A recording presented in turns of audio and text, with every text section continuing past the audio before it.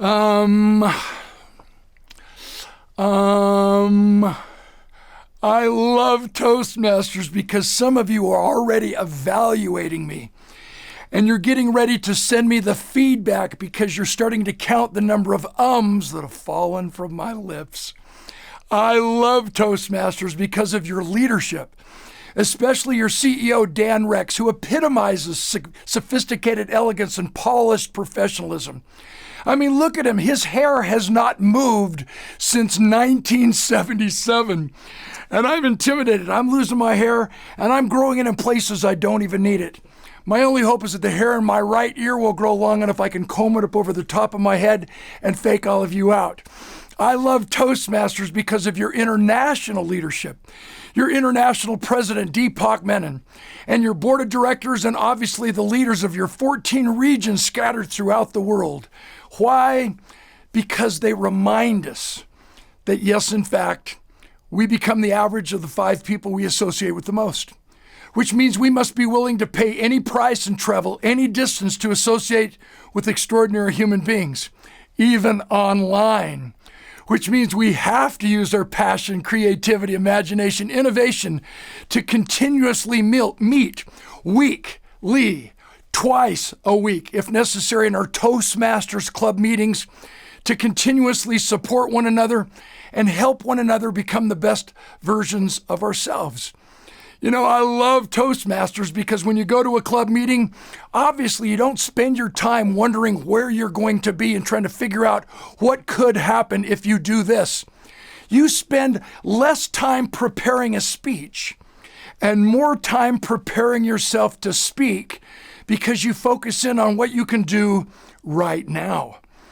I learned this lesson from my Aunt Lucy, who when she was 63 years old, she started walking 5 miles every day. Now she's 91, and we don't know where she is. We laugh, but do you realize the number one limiting belief that holds us back is always trying to project, if we did this, this will occur, instead of focusing in on answering, where are you right now? It's like ordering an Uber ride that requires that we enter in our current location. And if you lie about where you are, the directions won't work. And most importantly, I love Toastmasters because you honor the privilege of the platform, knowing that your words in a speech could actually help someone break through their limiting beliefs, tap into unrealized potential. Your words could actually save a marriage, save a business, save someone's life. Because you understand the privilege of the platform, you understand the significance of time. Think about it. Today you've never been this old before, and today you'll never be this young again, which means right now matters and every right now matters, which means no matter what your past has been, you have a spotless future, which means you can't always control what happens, but you can always control what happens next. Are you with me? You see, part of the privilege of the platform recognizes that we do not try to impress. We seek to bless, not impress. Which means if we're nervous before we deliver a speech, it means it's about us. But if we're excited about giving that speech, it means it's about the audience, because we know that one moment in time can literally change forever. Do you believe that? Do you actually believe that we can click off our computers after this worldwide broadcast of this virtual convention of Toastmasters is actually over? Do you really believe that one moment in time can change forever? I do. Proof. I was on the program with Henry Winkler, a famous actor who started in a 1970s television series called Happy Days, and he played the coolest guy on the planet. He played the character Fonz. Henry Winkler and I, we finished our speeches. And he decides he wants to take himself and treat himself to a matinee movie. So we slide in through the side exit door of the theater. And when Henry Winkler finds a vacant seat and he turns to look at the movie screen, the little girl sitting right behind him smiles this giant smile. She points her finger and she slowly says, "Fonzie." Henry Winkler immediately snaps into the Fonzie character from Happy Days. Hey, whoa.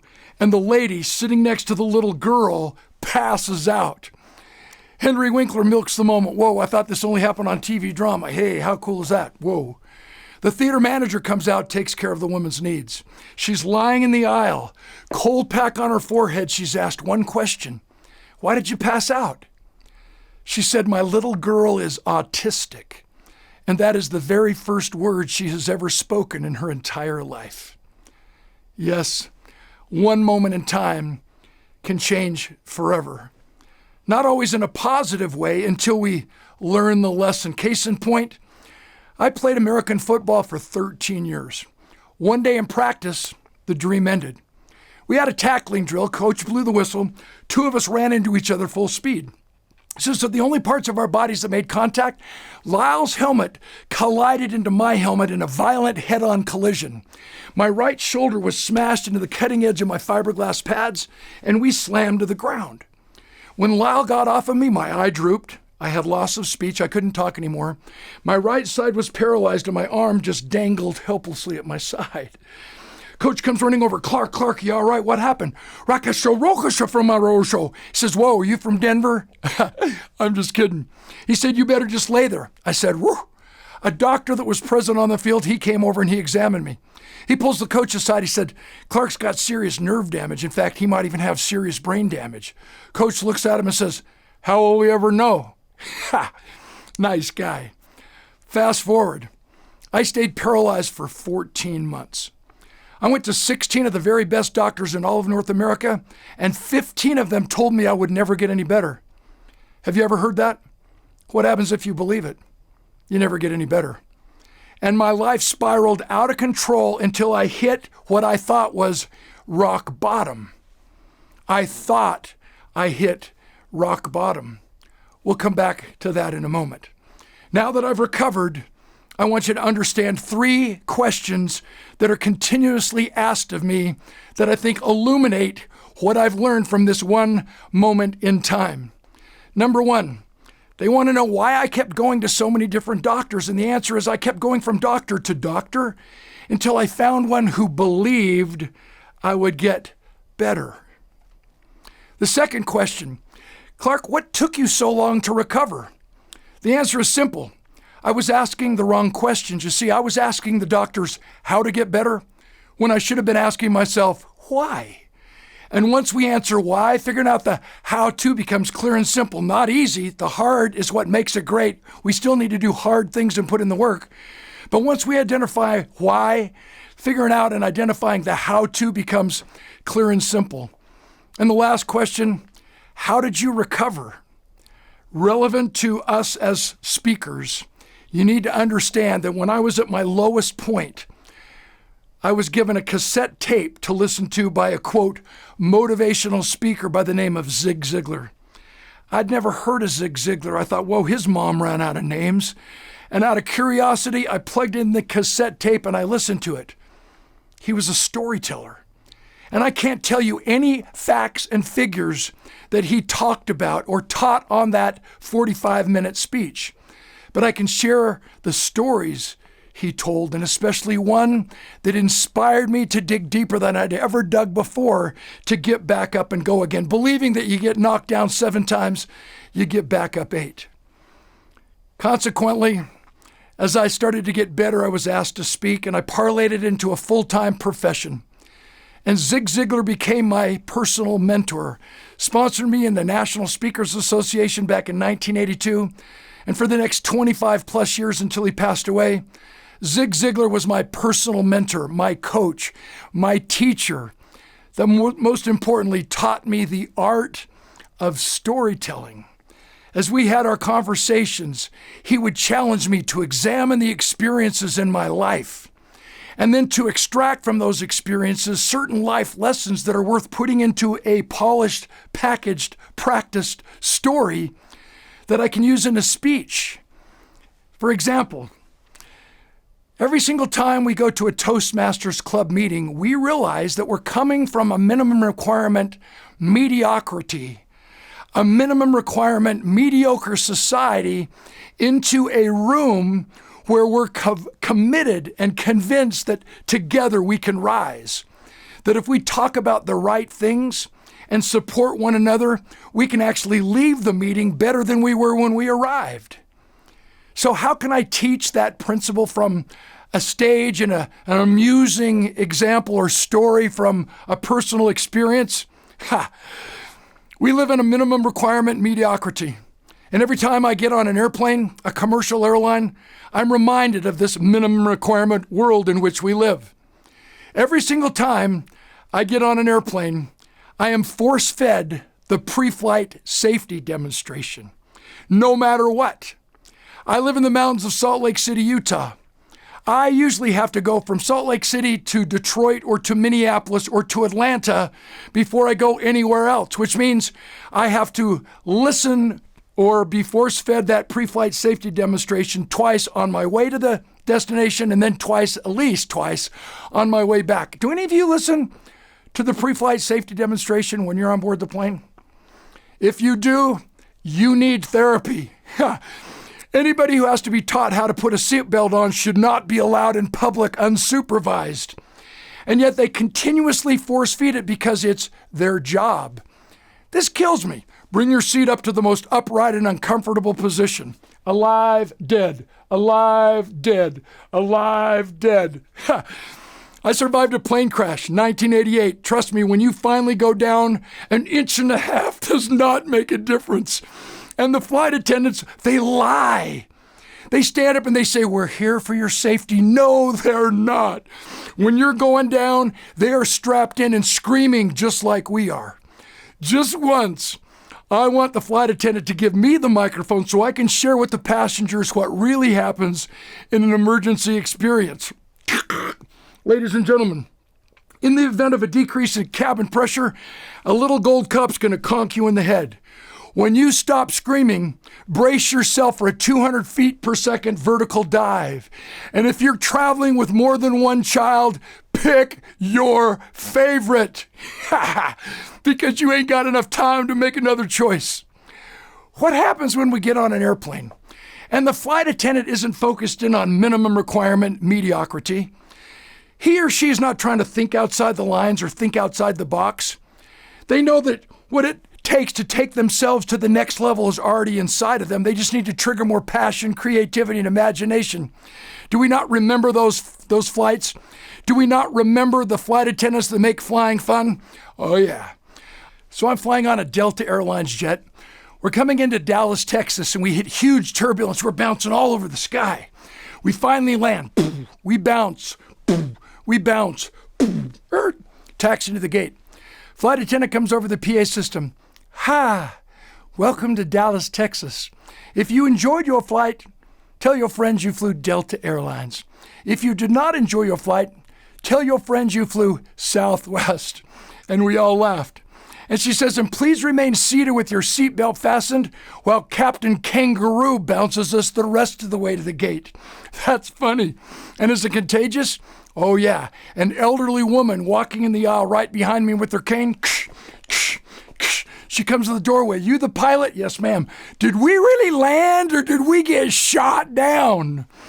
What are you willing to do that no one else is willing to do? What are you willing to do to examine your life experiences and extract from them the life lessons and using the art and science of storytelling, be able to polish them to make them funny, provocative, and emotional, to put in a speech, to take your speaking to the Hall of Fame level? All because Zig Ziglar was my mentor. And who knows, maybe someday, God willing, you'll allow me to be your mentor and your coach too. Having said this, I want to leave you with some proprietary information. In my public speaking course, I think the fundamental way we can actually structure our speeches to use the power of storytelling is to use what I call the speaker's triangle.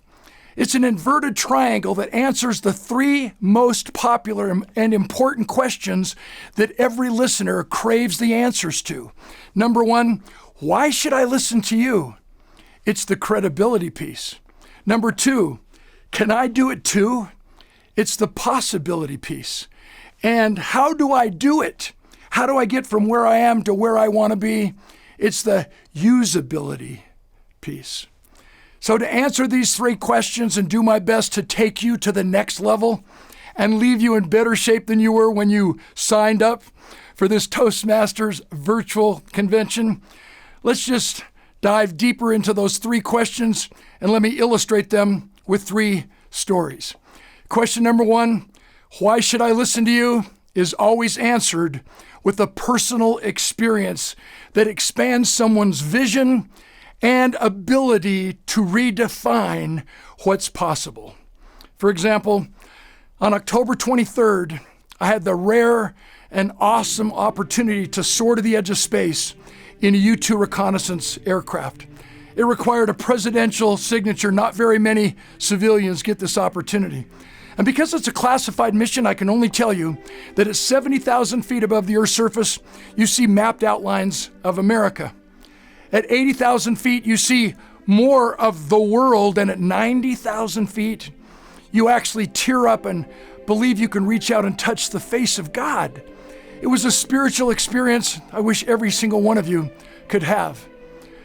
For almost 5 hours, I sat in the sounds of silence, looking at the breathtaking curvature of the earth, gazing into the endless blackness of the universe, pondering eternity and my place in it. And when we landed, do you know what occurred to me? Everything we can take with us when we die, I had aboard with me on that aircraft. My education, my character, my convictions, and my memory of whether or not my life mattered. Did I make a difference? Did I leave everybody saying, I like me best when I'm with you? I want to see you again. Doesn't this fire you up to become a better speaker? Doesn't this fire you up knowing that the quickest and greatest way we can actually change the world and make our lives matter, make a difference, is by sharing our love, our wisdom, our strategies in our speeches to uplift everyone in the sound of our voices? Yeah. And when we do so and can craft the right story and extract the correct life lessons, it's amazing how we can actually uplift every individual in our audience by up-leveling their mindset and belief. Remember, when I was paralyzed playing football, I said my life hit a circular downward spiral until I hit what I thought was rock bottom. And I promised I would address that before I stopped speaking. Yeah, we're in a family gathering. We're gathered around our formal dining room, and all of our children are there, and they've invited some of their friends. And we play a family icebreaker game called Remember When, and everybody takes a turn. I remember when I was 9. I remember when I was 15. I remembered when I came home from high school, the report card had 4 F's and 1 D on it. My dad's response, son, looks to me like you're spending too much time on one subject. And my mom thought I cheated. It was a tough family. We all have different memories that have molded our character and who we have become. It came to my daughter's best friend. As we came around the table, it came to her turn and she started crying, sobbing. And I said, are you okay? She says, no. She said, I just got divorced and I'm 31 years old. I just got fired from my job, and my mother was just diagnosed with breast cancer. And through her sobs and tears, she says, I've hit rock bottom. With all due respect, no one ever hits rock bottom. We hit rock foundation. We hit rock belief. We hit the baseline core values on which we were raised. And in a COVID-19 pandemic situation where the economy goes south and our organizations have hit a bump in the road, our organizations have not hit rock bottom. They've hit the baseline governing principles on which they were built. So my question, which can be illuminated and taught in a story, is, are your beliefs deep enough, strong enough, true enough to empower you and inspire you to respond to rapid change? And if not, why not? And if when, why not right now? The power of an illustrative story so people leave saying, wow, I better take care of business now before another pandemic or COVID situation occurs. Question number 2, can I do it too? With my past, with my weaknesses, with my limitations, and yes, with my strengths. The way we answer this question is by sharing a story that illuminates inspirational strategy, something they actually can do when they leave your speech. My example comes from my involvement with the National Football League. I'm paid big bucks to work with the team in the National Football League, where I come into a team meeting and I say something that will inspire these players to take themselves to the next level. Now listen to how I said that.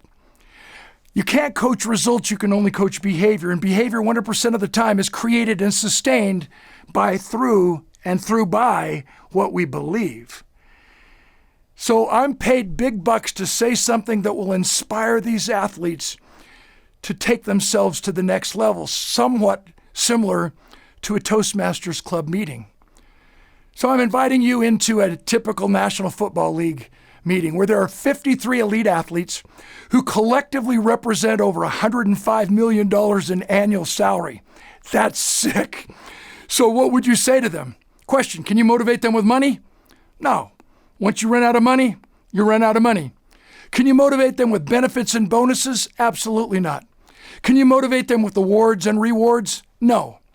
The good news is the only thing that motivates them is the same thing that motivates you and me. Expectations. So here's the object lesson. As the meeting begins, I ask a captain of the team and an assistant coach to stand in front of the team and hold a broomstick 12 inches off the floor. Before the meeting begins, I get the name of the most gifted and talented athlete, football player on the whole squad who can actually jump 38 inches high. Do you know how high that is? Without getting any running start, no inertia, they just stand there and go, pew! Eat a Big Mac, drink a Diet Coke before they land. Dude, whoa. And these prima donnas are always sitting in the back of the team meeting. So I call this one superstar out by name, and his reaction's always the same. Why did you wake me up?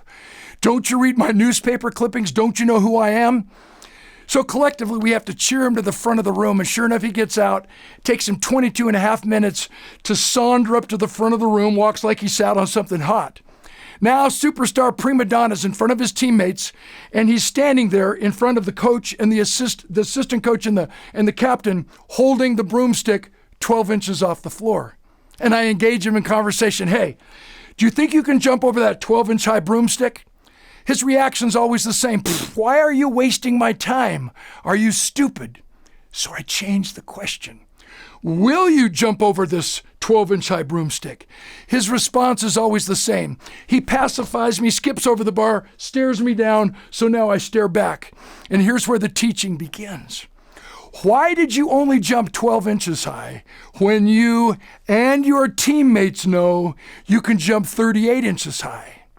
And his answer is always the same. Because that's all you asked me to do. How high's your bar? Everyone with whom you live and work and participate as a Toastmaster and perhaps worship knows how high your bar is because they see it every single day, but only you know how high your bar really should be. Only you know if you're pushing yourself to your ultimate capacity and potential as a human being.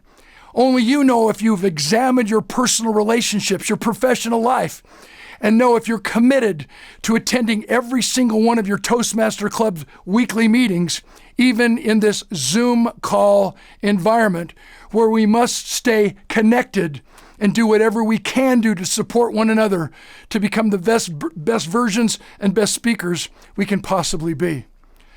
And the answer to the third question, how do I do it?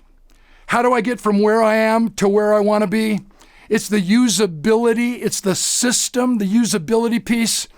It's answered by sharing my third example. My dad is my hero. He battled cancer for 6.5 years, and for some odd reason, I wanted to be by his bedside when he took his last breath. That didn't happen for me. I was out of town. I live in the mountains of Utah by Snowbird Ski Resort. I was out of town in Seattle, Washington, in the northwestern United States, and I was in town for 2 days to make 2 speeches to 2 large trade associations downtown at the convention center. I'm staying out of town at the Seattle Airport Marriott Hotel. It's Friday morning, October 12th. I've showered, I've shaved, put on my coat, put on my tie. I'm ready for the day. Phone rings. I think it's my ride downtown to the convention center, so I pick up the phone and I almost flippantly say, I'll be right there. But for some odd reason, I just stood there.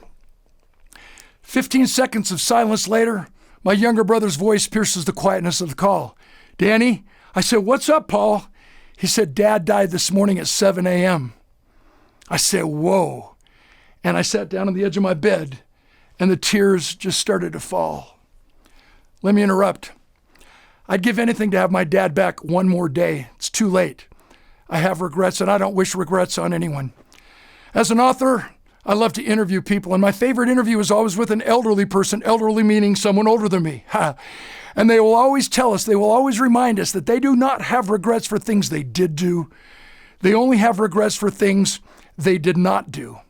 Will you during this virtual Toastmasters convention? I said to my brother, how's Mom? He said, she's all right. I said, give her a big hug and a kiss for me. Will you please? Tell her I'll phone her as quickly as I can. And then he asks me the gajillion-dollar question. What are you going to do? I've already amended it for us speakers. What are you willing to do that no one else is willing to do? I said, Paul, Mom and Dad have spent an entire lifetime teaching us to keep our promises, to keep our commitments. I said, I can't imagine what it would be like to be a meeting professional with a 90-minute slot to fill 3,500 people in your audience and not have the speaker show. I can't leave anybody hanging like that. So I'm going to go make my speech. And then I'm going to keep my commitment. I'm going to spend the night. I'm going to speak tomorrow on Saturday, and then I'm going to hustle home. God knows I need your support, and hopefully I can give you some of mine. I hung up the phone with my brother, and I sat there alone in my hotel room and openly wept like a wee child. This is my dad, my hero, gone. 15 minutes later, the phone rings again. This time it is my ride. I tell him I'll be right down. I go into the washroom, I splash some water on my face, trying to freshen up to the best of my ability, and I leave my hotel room to get on the elevator. I step onto the elevator, and as the doors start to close, the corner of the bellman's cart nudges its way through the opening, and they bing back open. And on the elevator comes this way overzealous psycho bellman. I'll never forget him as long as I live. He's pushing this runaway cart onto the elevator. Woohoo! Forces me back to the right rear corner of the elevator. And yes, I assume the elevator position. The doors close, and he is relentless. Whoa! Did you see the beautiful sunshine? I've lived up here in Seattle, Washington, 15 years, rained every single day. You must have brought the good weather with you. How you doing? I said, I'm fine. You know when someone's been staring at you for a while and you don't even have to get eye contact, you can just kind of feel it, just kind of sense it. All of a sudden he says, hey, mister, you're not fine. You've been crying. I said, yeah. I said, I just found out my dad died this morning and I'm really sad. Bellman says, whoa. Elevator comes to the lobby, doors open, he goes his way. I meet my ride. He drives me downtown to the convention center. I'm introduced and I make my speech. I had to dig deeper than I'd ever dug in my entire life to make that speech. But it's a calling to be a professional speaker. Somehow, I know that there's at least one man and one woman in every one of my audiences who is hurting as badly as I was when I was paralyzed physically and emotional, when I had suicidal thoughts and thought, as a confused soul, why hang on? Why take another step? Why get back up and go again? No one around me seems to care. No one around me seems to make a difference or believe I can. Yeah, I'm not trying to be noble. I'm just trying to teach you the significance and power of becoming a public speaker and perfecting the art of storytelling, which involves a commitment to do what you need to do because you're called to do it. I got to the end of my speech and I said to the audience, I'd like to conclude with a little song from one of my albums. And I told him the reason why I want to sing this little song is because my dad died this morning, and it's the first time he's ever heard me sing it in public. And again, I dug deeper than I'd ever dug and maybe sang the song better than I'd ever sung it. I finished my speech and I had the driver take me to the Seattle Airport Marriott Hotel. And here's where you come into my story. Here's where you come into this speech. Here's where you understand the privilege of the platform, that we need to rise to the occasion and make sure we connect with the most powerful and poignant, passionate messages we possibly can, so everyone always leaves us saying, I like me best when I'm with you. I want to see you again. The driver takes me back to the Seattle Airport Marriott Hotel. I walk into my hotel room, and there on the dresser of drawers is a basket of fruit. And it's not your basic basket of fruit that's been delivered from the hotel gift shop. We've all seen these little color cellophane, little bow, little sterile stamped card. They never get our names right. Thanks for staying with us, Sergio. This was the coolest gift I'd ever received. It was a broken, smushed basket. One side was completely caved in. And I can just see the person who delivered it walking through the hotel lobby. They look in the garbage bin. They're like, oh, well, that's too good to throw away. Dan Rex will be really proud of me doing more with less. They retrieved it and they took it to my room. Obviously, whoever delivered it was into presentation, because apparently they'd walked past the big fake tree in the lobby, yanked off one of those fine rubberized leaves, and stuck that in front of the broken, smushed part of my basket. In my basket of fruit, there was a tomato and a big giant carrot and a handwritten card that said, Mr. Clark, I'm sure sorry your dad died. I'm supposed to get off work at 5 o'clock. I've asked to stay on all night long so I can be here just for you. Room service closes at 10 o'clock. The kitchen has agreed to stay open all night long so they can be here just for you. If you need anything, just call and ask for me. Signed, James, the bellman in the elevator. He's not the only one who signed my little card. Every single hotel employee that night at the Seattle Airport Marriott Hotel signed my little card. I still have it matted and framed, hanging on my office wall to this day. Let me debrief and conclude. Here we have the youngest person in the entire employee payroll who seemingly gets it. Guess what? Significance has nothing to do with age. Rising to the occasion and doing what our competition is not willing to do has nothing to do with age. You as a young man and as a young woman can be a Hall of Fame speaker, named one of the top 10 speakers in the world if you prepare, put in the work, and are relentless in pursuing that dream. James taught us that he is the lowest paid person in the entire employee payroll, which means if money is your motivation to become a paid speaker, you'll never get the speeches that you need, and it won't be a long career. It has to be a calling, and the money takes care of itself. And lastly, I learned from this young man the significance of loyalty. Yeah, every single time I speak, I always have the privilege of staying at the hotel. And as we know, most of these conferences and conventions are held at posh hotels, where the towels in our room are always so fluffy, I have a hard time getting my suitcase closed. Do you find that when you travel? But every single time I speak in Seattle, Washington, I always stay at the Seattle Airport Marriott Hotel. Even if I have to drive a car at my own expense and drive an hour and a half out of my own way, I do so to pay tribute to Bill Marriott and his philosophy: success is never final. And when you take care of the employee will take care of the customer. And to pay tribute to this young man who I just dream to meet someday. And obviously it will be in a setting where he leaps from his seat in the audience as the CEO of his own multi-million-dollar corporation and says, Dan, it's James. Thanks for remembering. Yep.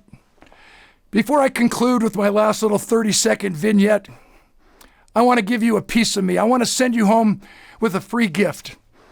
I want you to pull out your phones right now, and I want you to go to New Messages. You can see the slide on the screen. Enter in the number 801-980-9291 and enter in the word SPEAK, S-P-E-A-K, and push send. And you soon will receive a text message that your book is on its way. You'll have an opportunity to fill in your name and your email address. So within a matter of 60 minutes, maybe a little bit longer, you'll receive a free download of my best-selling book, The Art of Significant Public Speaking and Storytelling. Byline, everything I learned from Zig Ziglar that you also should know. To conclude, in the spirit of service before self, I want to illuminate what Toastmasters actually means to me. When you attend a club meeting during the week, you experience support. When you come to a convention, you experience support. When you engage online and at your own learning speed, actually devour pathways and follow the time-tested process, the system of success that will take you from where you are to where you want to be, is extraordinary. All because of our understanding of support. To help you remember, a mother encourages her daughter to come home as soon as school is over. The time comes, the time goes 30 minutes late. Her daughter walks in through the front door of her home and her mother scolds her. "Where have you been? I've been worried sick." She says, "Oh, Mommy, I walked my friend Sally home. She dropped her doll on the sidewalk. It broke all to pieces. It was awful." Her mother said, "So you're late because you stayed to help your friend pick up the pieces of the doll and put it back together again?" She said, "Oh, no, Mommy. I didn't know how to fix the doll. I just stayed to help her cry." You see, what's going to get us through this COVID-19 so-called crisis is the up-leveled understanding that crisis does not make or break the man or woman. It just reveals the true character within. Adversity introduces us to ourselves. No one will ever know how strong we are until being strong is our only choice. You see, through support in our Toastmasters clubs, this pandemic is nothing more than a pause and purge where we have a chance to evaluate what our current beliefs are, to eliminate our negative beliefs, our limiting beliefs, our negative influences in our lives, and elevate our performance and especially our commitment to becoming the best communicators, the very, very best public speakers we can possibly be. Again, I hope you'll take advantage of my opportunity to be your coach so we can stay connected with the belief that we become the average of the 5 people we associate with the most, and I want to be one of your 5. God bless Toastmasters. God bless you in your commitment to preserving and honoring the privilege of the platform.